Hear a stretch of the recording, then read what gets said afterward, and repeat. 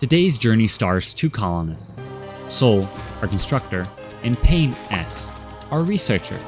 Together, they face a unique and challenging scenario in Rimworld. A world under permanent eclipse. The sun, a critical source of life and energy, is gone, making it impossible for anything to grow. Once the trees are gone, they're gone for good. We start off this challenge with the Great Filter.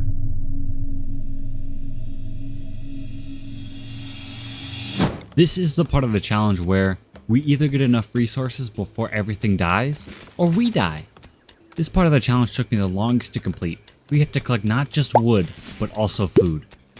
On the first day, we select a good area for Pain to start chopping down some trees, while Soul mines some steel. The area that she mines out will be our home, our own little coom cave. It's perfect. We got anime body pillows and plenty of jars. Anyways, this base allows us to control which area the raiders will attack us from, because the coom walls are basically indestructible to the raiders. But of course we're gonna need to make some more rooms outside of our caves.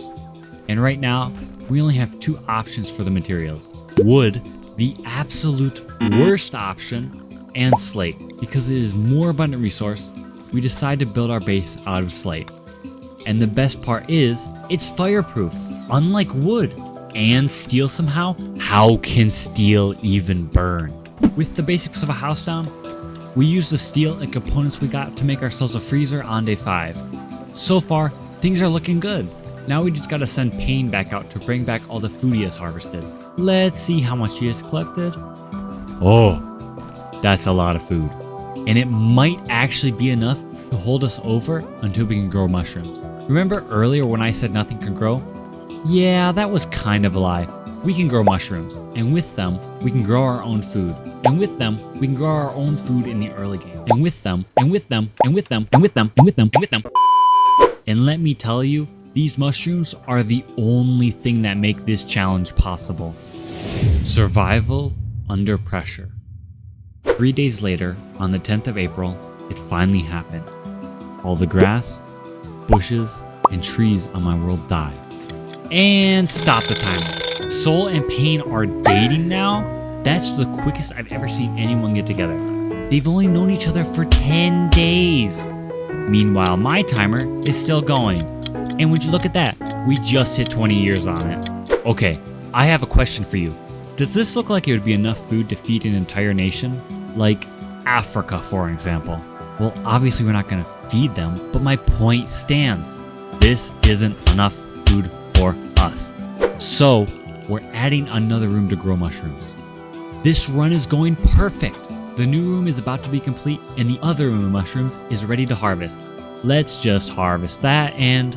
oh, I guess that was enough food to feed Africa after all. So, I guess we're not gonna need that massive room to grow mushrooms now. But we might as well let the room grow once for research purposes.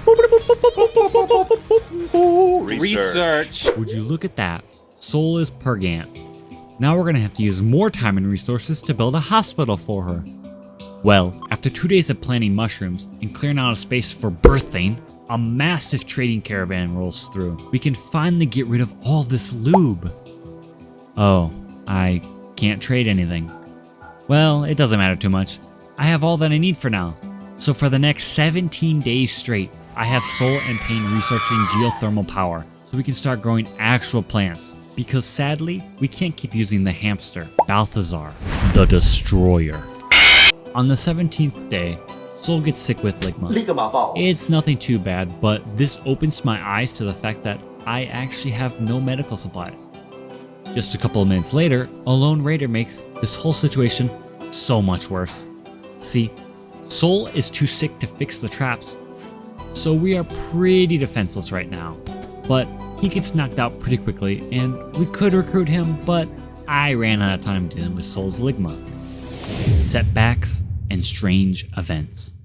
Right before we got attacked, we were about to finish our research on geothermal power.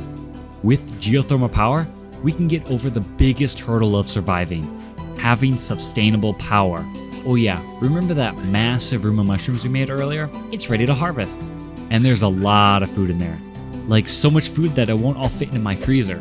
So I'm gonna do like your father and pretend like it doesn't exist. Now, if you're paying attention to my wood supply, it is getting low. Almost as low as the American population's intelligence right now. If I run out of wood, I will also run out of power. And if my power goes out, my hallucinogenic mushrooms will rot away. So today is the day that I use the Earth's pimples to power my base. But before I can finish that, an interstellar Asian driver crashes into my planet. In the ruins of his transport pod, I find Jake. And Jake has some amazing skills that would be really nice to add to our colony. So I send out one of my colonists to save Jake. There's just one problem.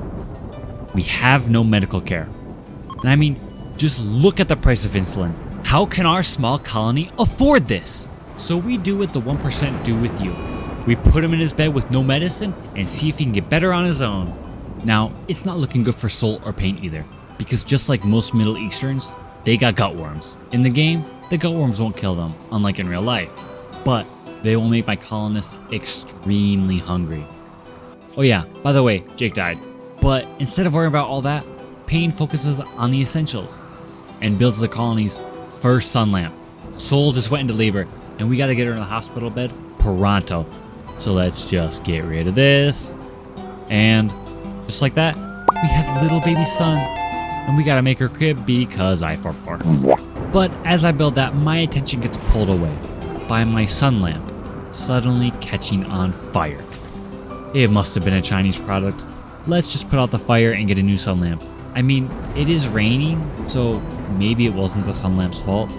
Let's just try and slap roof over this as quickly and cheaply as possible. You know, the kind of labor you find outside of a Home Depot. Here's a little montage of just some of the times my sun lamp caught on fire. Well, at least we don't have to worry about it anymore, because the sun lamp fucking exploded! After 47 days, we are finally able to recruit a colonist that is healthy. Their name is Cook. The only problem is that Cook is 3. Now, I've never been up for child labor, but we really need someone to clean up the base because everyone keeps vomiting. It's not their fault though, they have gutworms. With most of the habitat complete and the roof up to code, I'm gonna try and build the sun lamp yet again. While we build that, let's check out our food supply. Hey, would you look at that? Our freezer's been full for a while, so let's just expand that while we're at it. Now, eventually, we're gonna want even more sun lamps, so we can grow more crops like cotton or weed. Smoke weed every day. This will allow us to start getting some money. To accomplish this, we're gonna build a second generator. This makes it so we can finally have a positive supply of power. After dealing with that, the sun lamp is on fire again? What? But it's fully enclosed. I swear to God, it's not my fault this time. Those damn Chinese are giving me faulty products. Whatever, we can just put it out again and... Oh God, it's spreading really quickly. Pain is on fire. This isn't good. So go help Pain put out the...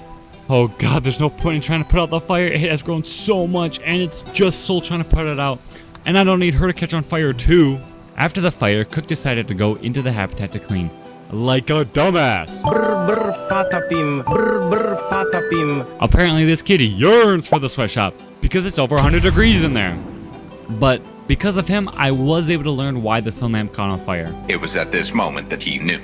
He fucked up. It's because exactly one roof tile above the sun lamp wasn't placed because of how far in it is. Well, at least it's a simple fix, and we can actually start growing some heal root. I swear Cassandra can hear me, because right as the habitat gets fully roofed, we get a cold snap, which prevents anything from growing. I'm so tired of just trying to grow heal root. And Soul walks into a trap. And of course, they already used all the medicine I bought them to treat their gut worms. But she should be fine. She can still walk. On December 14th at 7 p.m., we suffer a great loss. While Cook was out nature walking, a wild cougar in his area gets hungry for flesh. He dies kind of quickly. Well, his head gets eaten quickly. And the rest of his whole body was eaten by a boar, I think. I don't really know because I was doing something clearly much more important. And that is this. What is this? This is some Twilight Zone shit happening right now.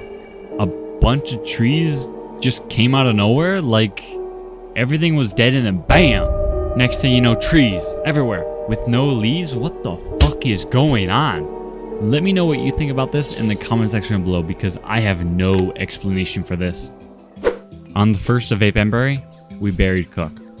Well, we just kind of dug a hole and then filled it back in because there was nothing left of him to bury. And her funeral was lackluster. No one actually knew who he was.